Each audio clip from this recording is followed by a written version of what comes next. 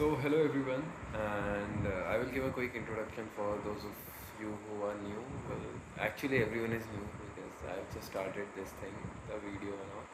So, I'm Kartike, and I did my bachelor's of science in agriculture honors from Punjab, and that was a 4 years degree. And after that, I applied to a university in Italy, which is the University of Pavia, and I have been selected there.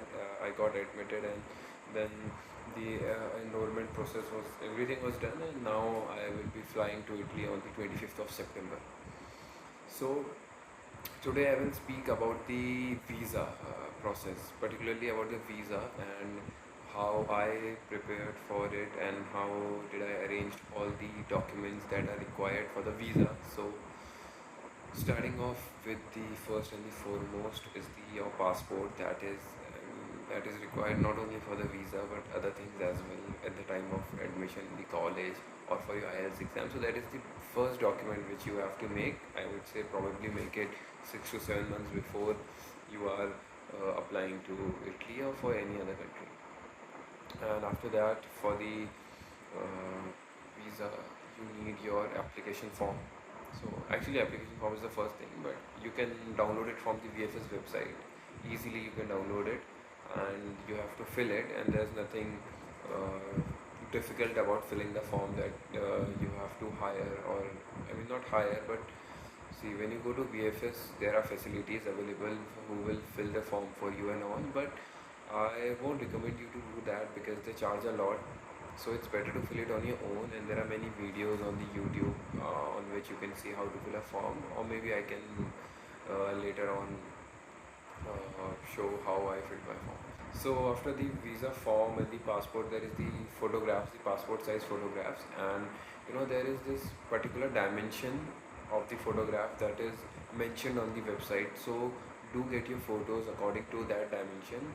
Otherwise, they won't accept it at the day of your interview, and they will ask you to get the photographs done from the VFS itself, and they charge a lot of money for that. It is like I paid like 200 rupees for 4 photographs. So it is a little bit expensive over there. So apart from this, then there are the educational documents. So first of all, there is the your bachelor's degree or a 12th degree. Depends if you are going for a master's or a bachelor's. And if you are going for a master's, then only the bachelor's is required and not the 12th or the 10th mark sheet. So get it done. The HRD, the apostille. So get those two things done on your degree, and after that the ME apostille and those two steps, and after that then there is the DOV or the Chimia or whatever, however it is pronounced, Chimia, some call it Chimia, some call it Chimia, so whatever that is. So do get it prepared, and many times people are confused that whether they should go for the DOB or the Chimia certificate. So I would say when you get your pre-enrollment summary, the second page, there is clearly mentioned that which document your university accepts. Some, I mean, mostly the universities accept either one of them, and DOV is cheaper, so people usually go for that. And also in the GMIA, there is a lot of waiting period, and it is quite expensive. So better to go for the DOV if your university accepts that. And after the DOV, then you have to prep degree, and the transcript are mentioned separately, and transcript is usually mentioned as a mark sheet, so don't get confused. And also, since I have prepared my documents with my provisional degree, as it is acceptable in Delhi, it was acceptable. I don't know about other consulates, but yes, if you have graduated the same year in which you are applying, then you can use the provisional certificate. So after that, this year there was this an additional point in the checklist, which was I mean, there was no mention of the IELTS certificate, but of an English proficiency that was a level of, I guess, B1. I think it was B1. So, do I mean, I always recommend to give the IELTS exam not only for the visa checklist, but also there's this better chance of getting admission in a good university, as it elevates your CV. So do keep that in mind. And if in case you don't have any of the IELTS or the English proficiency or any other like the TOEFL, the Duolingo or PTE, then you can simply ask your university for the medium of instruction, and maybe you can use that as well. So after that, then there is the pre-enrollment summary that you have to take with you, and pre-enrollment summary is also required for the DOE. So you might be knowing about it. And after that, then there is the uh, admission letter that you have to show to the university, and the receipt of the enrollment fees. And some universities don't ask it at the time of when you are in India, and you have to pay the fees when you go to Italy. So in that case, you need to have a confirmation email from the university that the enrollment fees is to be paid after landing in Italy. So, but if you have paid the fees, then you have to show the enrollment receipt of 156 euros. Then there comes the sponsorship part.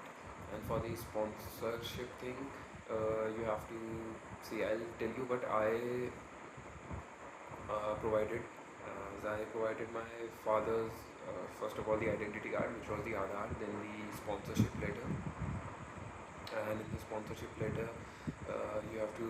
I mean, it is a basic format. You don't have to mention a lot of things, just how the funds are arranged, and then there is the salary slip or the pension slip. In my case, it was the pension slip, and I showed it for all the 6 months of this year. And then there was the bank statement for the last 6 months.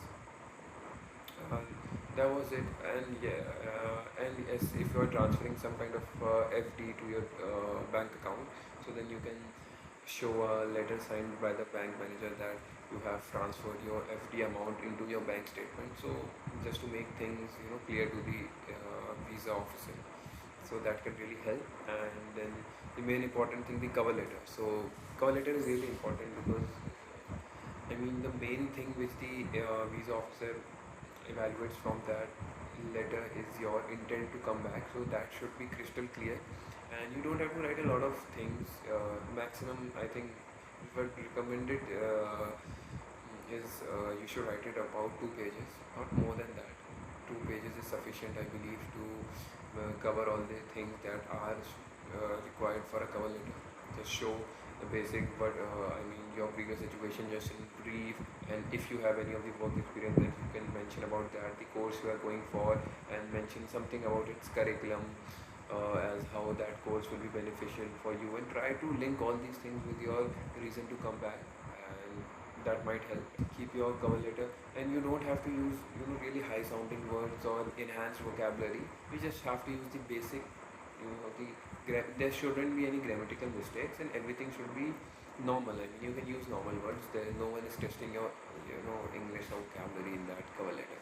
So after that, then there are some of the basic things such as the flight ticket, and please don't go for the dummy flight tickets, as they might check it as flight tickets can be checked easily by using the PNR number or the ticket number. So please book the flight ticket from the genuine website, and you can use the Sky Scanner website, as they compare the prices from all the websites and give you the least fair website. And apart from that, via medical insurance, I bought one from the Bajaj Alliance, and it costed me somewhere around 7,100 for the one whole year. And then apart from these two things, there was this hostel accommodation. So people usually go for the booking.com, where they don't have to pay the fees, and they have to pay the fees at the time of checking in the hotel.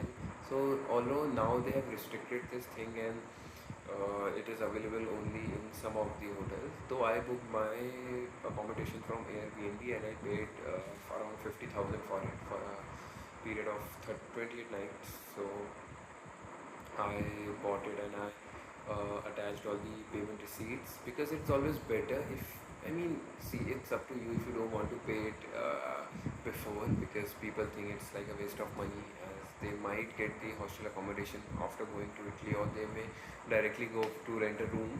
But if you are showing things in which have been paid in full beforehand, so that assures the visa officer you are your whole application is genuine, and you are really booked all things prior. So apart from that, then I think that's it. That was the last thing. And you can also mention your itinerary in your cover letter, that you will be, say for example, you live in Lucknow. So you can write like I will be taking a train from Delhi, Lucknow to Delhi, and then from Delhi I will take this flight number and all, and then I'll land in Milan, and then from Milan I'll take a train to, like in my case it is Pavia, and that's how you can show itinerary in brief. And write all the documents that you have attached, that all those documents should be present in your cover letter.